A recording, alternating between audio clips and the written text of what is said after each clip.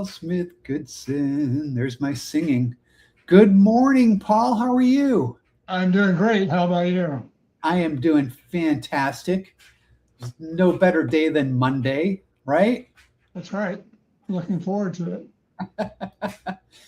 Hey, we have a fun kind of few things to talk about here on the More Insights and Strategy Data Center podcast. Before I get going, let's welcome everybody coming in from the U.S., North America, South America, Asia, Europe, Antarctica, wherever they're coming in from. Let's welcome everybody in. And we are here to talk all things data center related. And Greenland. Let's not forget Greenland. Can't forget Greenland. That's part of North America, though, right? Yeah. Technically, even though Denmark. Anyway, we won't go down that rat hole. But hey, before we get into what we're going to talk about, Paul, let me just throw out the disclaimer that whatever we talk about is not to be taken as financial advice. We're here to talk about technology, our opinions, our thoughts, and that is it. Nothing more, nothing less. So do not place bets on Kalshi or go into your retirement accounts and make huge life-altering bets based on what we're talking about here. Even though Paul is really smart.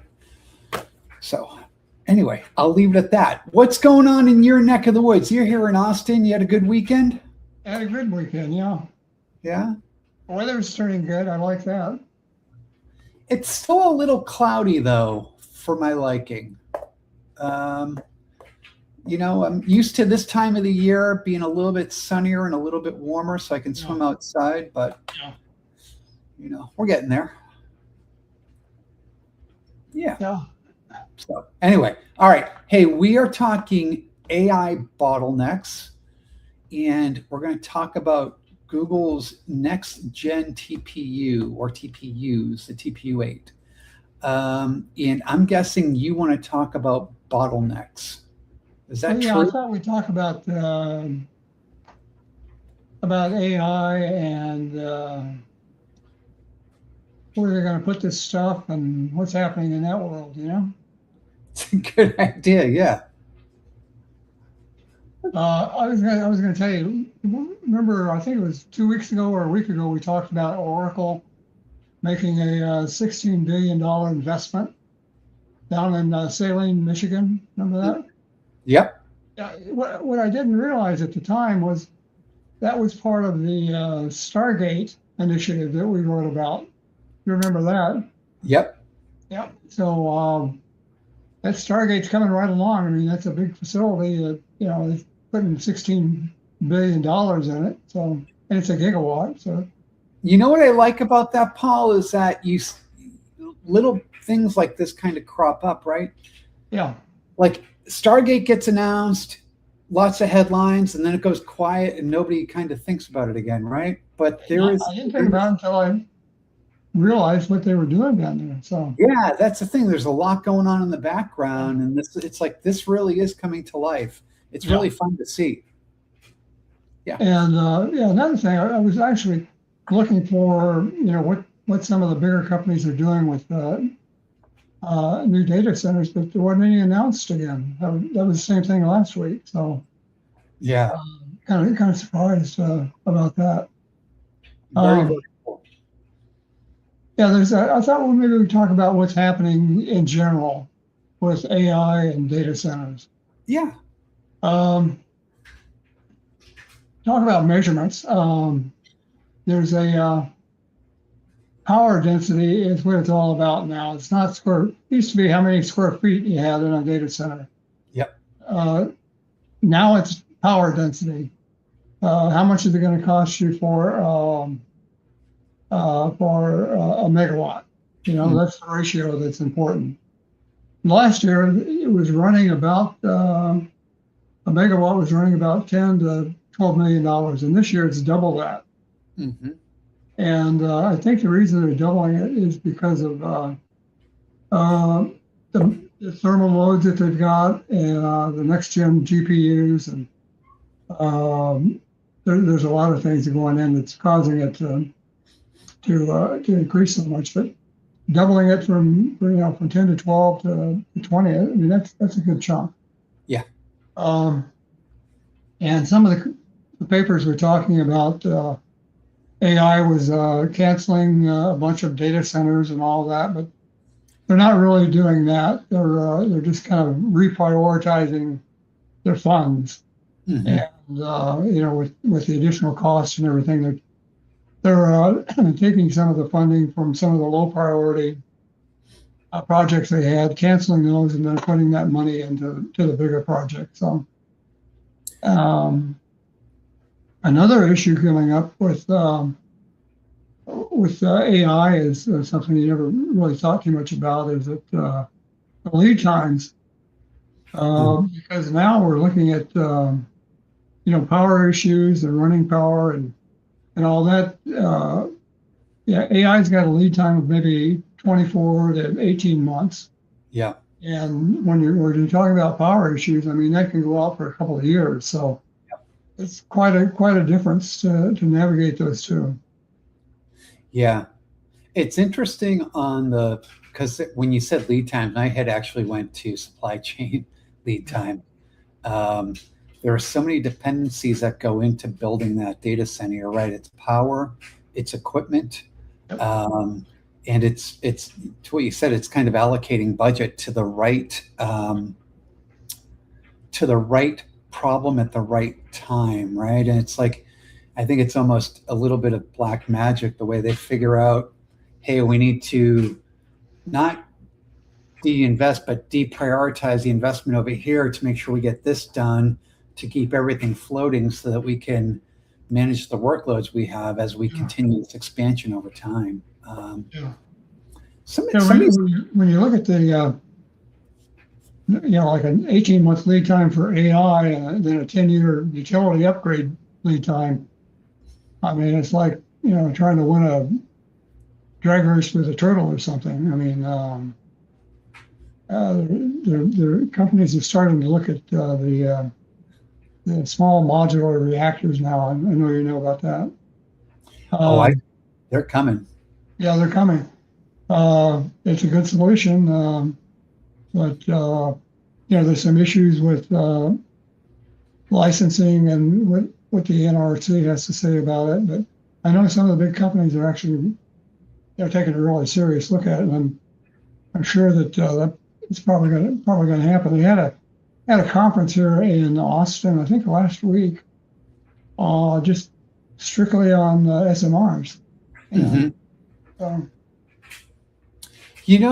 Paul, when it comes to nuclear in general and then SMRs in particular, I kind of look at that and I feel like the biggest constraint we're going to see there, tell me what you think. This is my thought. The biggest constraint we're going to see there, it's similar to what we see with AI infrastructure, which is people. We had in the 70s and 80s, early 80s, most of the 70s, we had a fairly rich kind of nuclear power ecosystem where we were training, from a technology perspective, from a product perspective, and from a people perspective. We were training people and we're developing expertise in that industry. 3 Mile Island comes along, Chernobyl hits, kind of all these things hit, and everybody de-invests, and all of these programs that were fairly rich at the university level kind of got. Yeah, you're right. Funded, but you don't have that rich talent pool that you used to have, which is going to be a challenge. That's actually an issue now. We used to have a shortage of coders. Mm-hmm. But now the problem is the labor shortage is like high voltage electric engineers. And they've got, there's some projects that are having problems with wage inflation because these guys are getting so much money now. So. Yep. Yeah, it's really interesting. I think the SMRs help a little bit in that they almost like appliance-size what a nuclear reactor is, right? But you still need those people. And it's going to be interesting. I know the military still invests a lot in nuclear training, so you'll have tech coming out of that field, but the deep engineering talent pool has to be rebuilt, it feels like. Yeah. The other issue too talking about power and everything, the other issue is that it used to be, you had a hard time getting a GPU. I know I was trying to get one for my grandson, and we looked all over and finally found some kid that, I don't know where he got it, but he sold us a GPU that we needed.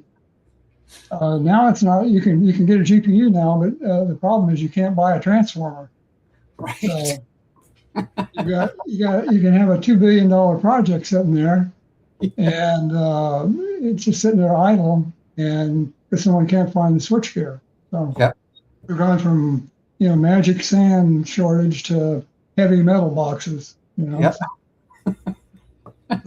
I think there's going to be it's funny because when you think about the bottlenecks, there are operational bottlenecks, there are technology bottlenecks, there are logistical bottlenecks, there are all of these kind of different bottlenecks that are kind of that are inhibiting kind of the rapid expansion of AI. But to some degree, I think it works in favor of AI because it allows a lot of technology to mature a little bit more before it becomes enterprise ready. And those enterprises being a little less able to move forward on their projects is not a bad thing because it builds familiarity, it kind of allows a little bit of kind of the setting of the jello, if you will, before it starts to get consumed by the enterprise. A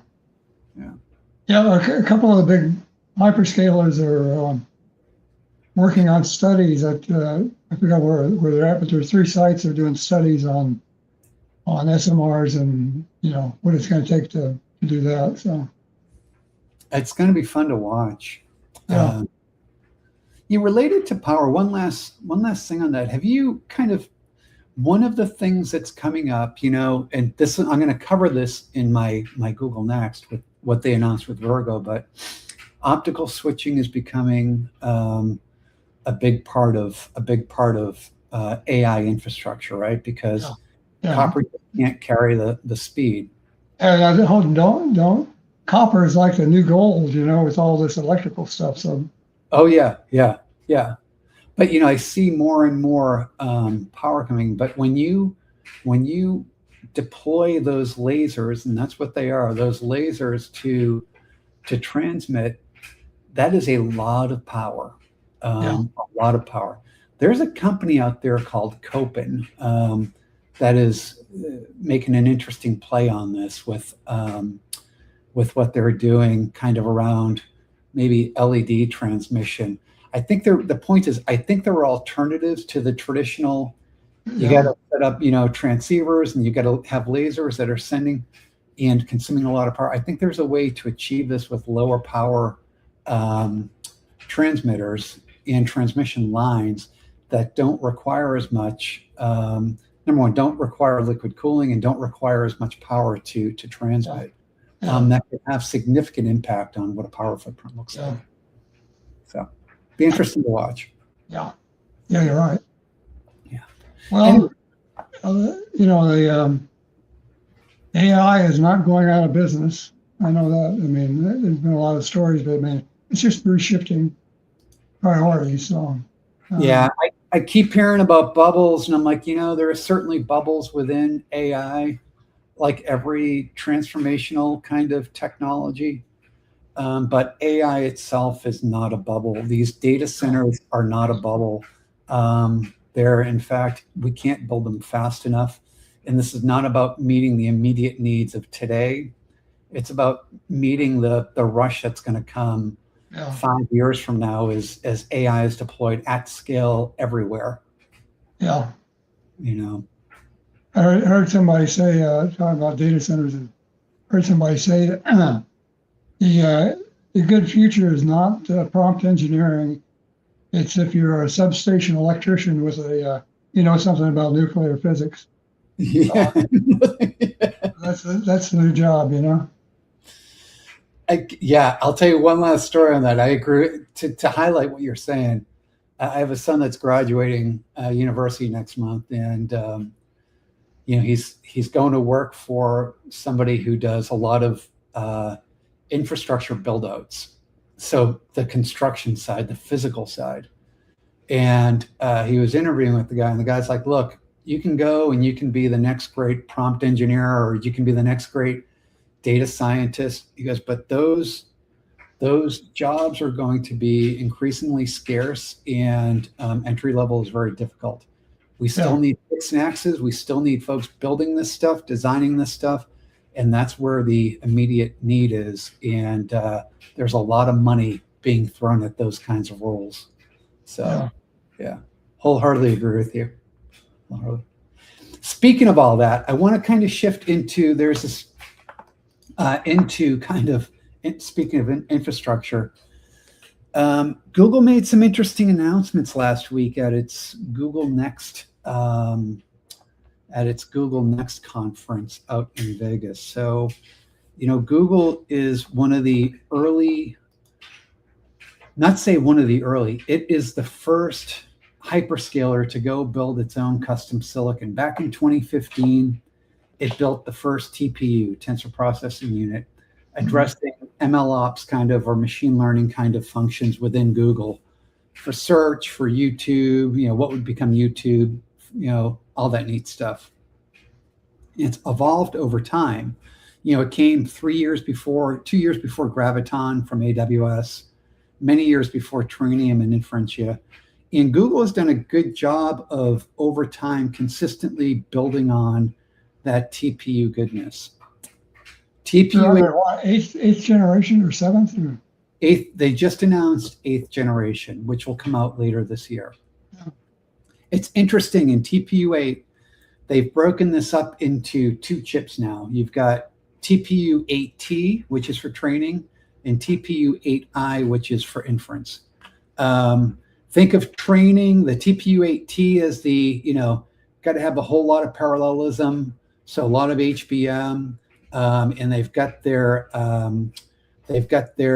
specific compute engines built in to support kind of that parallelism. TPU 8I is really rich in SRAM, keeps a big HBM footprint as well, so it can do a lot of the token. It can do a lot of the kind of the pre-fill context parallelism, and then token generation, which is very serialized.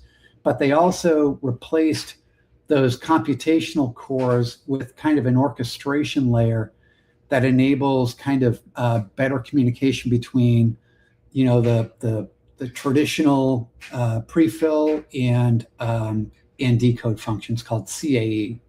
So good stuff. They also introduced optical switching, connecting up to 9,600 chips on what they're calling Virgo. And so they built out this really cool kind of, and by the way, and they package all of this in what they call the AI hypercomputer. So think of like Google's AI factory. Think about NVIDIA's AI factory. This is Google's version of that, the AI hypercomputer. Now the AT is a monster, isn't it? I'm sorry? Yeah, it's a monster of a chip.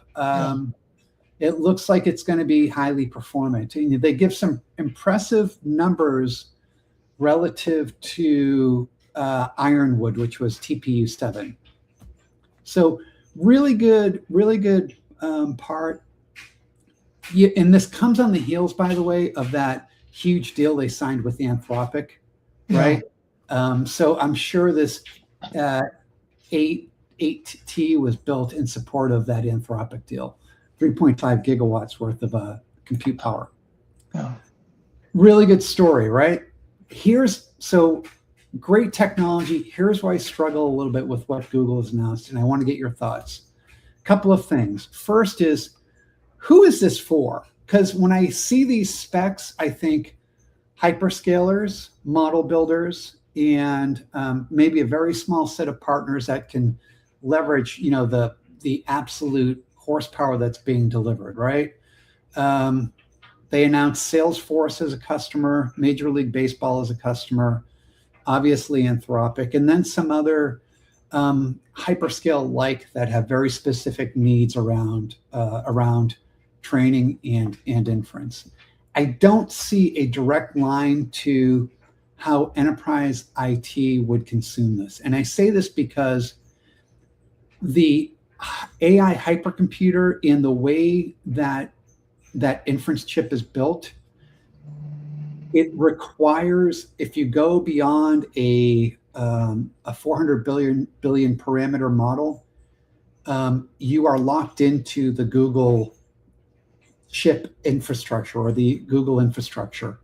So if I'm an enterprise and I'm running NVIDIA or AMD on-prem and I'm using Google in the cloud, I cannot use this infrastructure because I can't work between NVIDIA and Google TPU or AMD and Google TPU. It breaks. That's a big challenge. VLLM only gets you so far with this. That's the first. The second is I don't see the tie-in to from a software stack perspective for how enterprise is going to use this in a more heterogeneous fashion. So those are, it's the way I look at it. There's a lot going on that we don't know. I mean, we think we know what's going on with quantum and data centers and AI. mm-hmm. There's a lot going on behind the scenes that we don't know about. Mm-hmm. So the government knows what's around the corner, and I'm sure Google knows what's around the corner. And they may not just be building it for what they're saying they're building it to. Oh, sure. I just, if they're going to build it for a reason we don't know about, why not use it, in the enterprise market also, Yeah, just going to kind of what we were talking about the 5 years from now, AI is going to be deployed everywhere at scale, right? Every enterprise, every mid-market customer is going to want to deploy AI, some version of AI, right? And if I am thinking about how to build solutions, that's where my kind of horizon is looking, is that kind of 5-year mark. I'm saying 5 years, it could be 6 years, could be 4 years, whatever, right? But that 5-year mark. And I want to invest in a platform today that is going to enable that end state tomorrow of hybrid AI, number one. Number two, I want to see numbers and comparisons that help me say I should choose Google over AWS or AWS over Google or NVIDIA in these environments over any of it or AMD. I want to be able to make those educated kind of guesses. And this is not a Google criticism. It's a criticism of all the vendors. And that is Google, AWS, NVIDIA does a better job, but Google, AWS, Azure increasingly, they all tell you about how great their AI stacks are in their environments compared to previous generations of their environments. They don't say this is how a Google stack compares to AWS or AWS compares to Google versus or Azure. I would love to see these cloud providers start being more enterprise friendly and help their customers make informed decisions. Not this trust us, we're giving you best information approach that they've been taking. And it feels like none of them are doing a good job of giving meaningful comparisons from a performance perspective, or more importantly, meaningful comparisons from a cost performance perspective. And it leaves enterprise organizations in the dark. So these companies that aren't Bank of America, JP Morgan Chase, ServiceNow, Salesforce, Major League Baseball, all of these, this next tier of enterprise customers, they can't move forward with cloud strategies because none of the cloud providers are helping them make those decisions. That's my rant, and I'll stop there. Yeah, my understanding is that there's some issues with the XLA compiler. Mm-hmm. Is that right? Yeah, it's the way. So typically, yes, it's I believe. I don't know that AWS has the same issue. I know with Google Cloud, there's a compiler issue, and but it goes beyond that as well. There's a stack called Jetstream, which their stack is specific to Google, and it's not mature enough to have been built into all of the open source tools for broad consumption. So there's limited support. I have no doubt they're going to get there, but they're not there now, and they're not helping enterprise organizations better understand that. Yeah. Yeah. But the compiler issue is a real issue, yes. Yeah. So, yeah. Anyway, that's my rant. It by the way, it is great technology. The architecture is fantastic. I just want to see them kind of start shaping this more for where the market is going, and not just a few large model providers or really large companies that have very unique requirements. Yeah. What do you think about splitting that workflow into AT and 8i? I think that's good. It's an interesting play, though. I like what they're doing, and I look at that 8T as being capable of doing. You have two different optimization paths. You do. What's interesting about that is AWS has kind of gone the other way. AWS early on went down this 2-chip strategy, and they've over the last year or so, they've really invested heavily into Trainium as both a training and inference chip. Mm-hmm. And they've kind of left me believing that Inferentia is kind of like it's kind of in support mode, but they're not going to really be innovating as much around that anymore. But Trainium is the single chip to do everything. Google went the exact opposite route of kind of going down this, fully optimizing. And the compute cores they put in for training, there's real value they're delivering on the training side for that.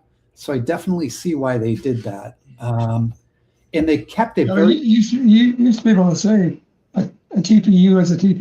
You can't do that now with Google anyway. Right, yeah, right. That TPU is not actually a TPU based on the compute cores they've dropped onto 8T.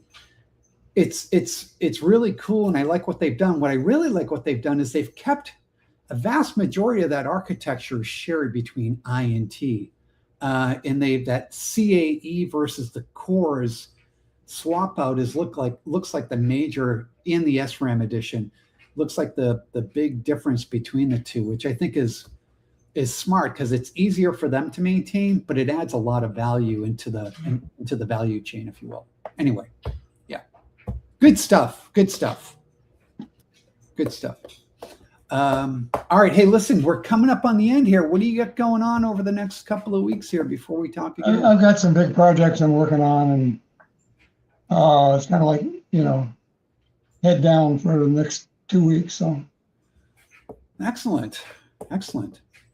Well, I'm going to be heading up to Boston with our president Aaron Zare over the next couple of weeks during IBM Think. I'll be meeting with them and a bunch of customers, and then the season starts. We're going to be going to a different conference every week, it seems. So it's going to be fun. Yeah. So anyway, well, hey, it's been fun. It's been fun. I can't wait to do it again. Yeah. In a couple of weeks. We'll be talking more quantum and AI and data center stuff. Until then, please be sure to like and subscribe to us. And if you don't like, we don't care. Still like and subscribe because we want those numbers. But really, thanks for listening in, and can't wait for the next round. Thanks, Paul. Thank you.